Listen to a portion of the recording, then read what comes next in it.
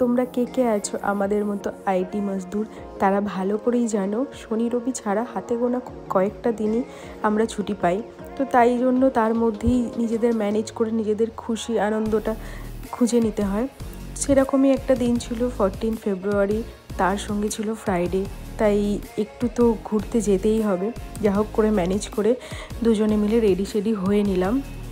দেখতে পাচ্ছ আমার খুব ইচ্ছে ছিল একটু শাড়ি পরি, তো সেই জন্য বাড়ি থেকে একটা শাড়ি এনেছিলাম, তো সেটা পরেই তাড়াহুড়ো করে রেডি হয়ে নিয়েছিলাম। কারণ কি 8টা থেকে শো ছিল আমাদের, আর সেটা ছিল কাছে অ্যাক্সিস মলে, দেখে চিনতেই পারছো তোমরা।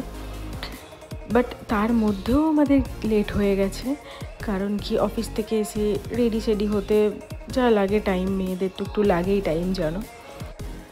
ফার্স্ট ডে ফার্স্ট শো নাই হোক, ফার্স্ট ডে শো তো দেখতে পাচ্ছি, এটাই অনেক। দেখো খুব তাড়াহুড়ো করেই দৌড়াচ্ছি আমরা, যাতে স্টার্ট না হয়ে যায়, মানে স্টার্টিং সিনটা যদি মিস হয়ে যায় না সিনেমার, তাহলে মনে হয় শেষ অবধি দেখেও ঠিক পোষায় না।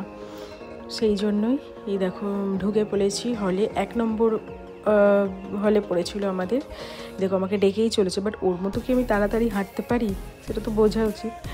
তো চলো, এই দেখো মুভি অলরেডি স্টার্ট হয়ে গেছে। আর এইটা ছিল এন্ট্রি সিনটা।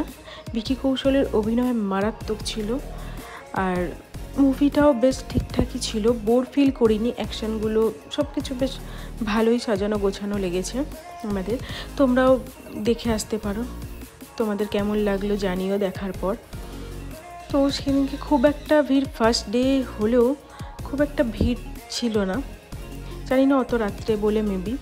অলরেডি শেষ হতে হতে 11টা বেজে গেছিলো। দেখতে পাচ্ছ অ্যাক্সিস মল পুরো ফাঁকা হয়ে গেছে, কারণ উইকেন্ডে এমনি নর্মালি প্রচণ্ড ভিড় থাকে, বাট এত রাত্রি হয়ে গেছে বলে এটা ফাঁকা হয়ে গেছে। চলো আস্তে আস্তে এবার আমরাও বাড়ি ফিরি। আজকের মতো টাটা।